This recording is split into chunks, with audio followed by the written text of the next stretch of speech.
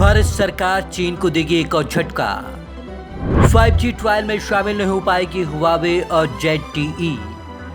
सरकार जल्द कर सकती है बैन की घोषणा। अगले साल के लिए टल सकती है 5G की नीलामी।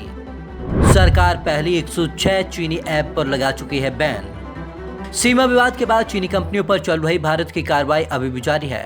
अब सरकार ने चीन की टेक्नोलॉजी कंपनी हुआवे और ZTE पर शिकंजा कसने की तैयारी की है।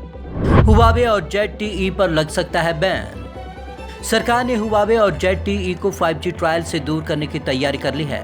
सरकार जल्द ही दोनों कंपनियों पर बैन की घोषणा कर सकती है। सीमा विवाद के बाद भारत और चीन के संबंध 4 दशक में सबसे ज्यादा खराब दौर से गुजर रहे हैं। केंद्र ने 23 जुलाई को बदल दिए थे विदेशी निवेश के नियम। केंद्र सरकार ने राष्ट्रीय सुरक्षा के मद्देनजर 23 जुलाई को विदेशी निवेश से जुड़े नियम बदल दिए। नए नियमों के मुताबिक जिन देशों के साथ भारत की सीमा जमीन के जरिए साझा होती है, उन देशों को निवेश से पहले जरूरी मंजूरी लेनी होगी। अब इस मामले से वाकिफ सूत्रों के मुताबिक अब साउथ एशिया के देशों को नए नियमों के भारत में निवेश से पहले जरूरी मंजूरी लेनी होगी। अगले साल के लिए टल सकती है 5G की नीलामी। अमेरिका, ब्रिटेन और ऑस्ट्रेलिया ने चीन सरकार से जुड़ी चीनी कंपनियों के लिए 5G ट्रायल के दरवाजे बंद कर दिए हैं। भारत भी इसी दिशा में कदम बढ़ाने जा रहा है। फेडरल कम्युनिकेशन कमीशन ने हुआवे और ZTE को राष्ट्रीय सुरक्षा के लिए खतरा घोषित कर दिया है। एक अधिकारी के मुताबिक 5G नीलामी की प्रक्रिया अगले साल के लिए टल सकती है। सूत्रों का कहना है कि इन दोनों चीनी कंपनियों पर बैन की घोषणा प्रधानमंत्री कार्यालय से मंजूरी के बाद 1 या 2 सप्ताह में हो सकती है। जल्द ही शुरू होगी पेंडिंग आवेदनों की मंजूरी की प्रक्रिया। बताया जा रहा है कि दूरसंचार मंत्रालय 5G ट्रायल के लिए प्राइवेट कंपनियों की पेंडिंग आवेदनों को मंजूरी के लिए जल्द ही प्रक्रिया शुरू करेगा। भारतीय एयरटेल, रिलायंस जियो, इन्फोकॉम और वोडाफोन आइडिया ने 5G ट्रायल के लिए आवेदन किया है, लेकिन देशव्यापी लॉकडाउन के कारण इसमें देरी हो रही है। 5G सेटअप पर $4 बिलियन के निवेश का अनुमान।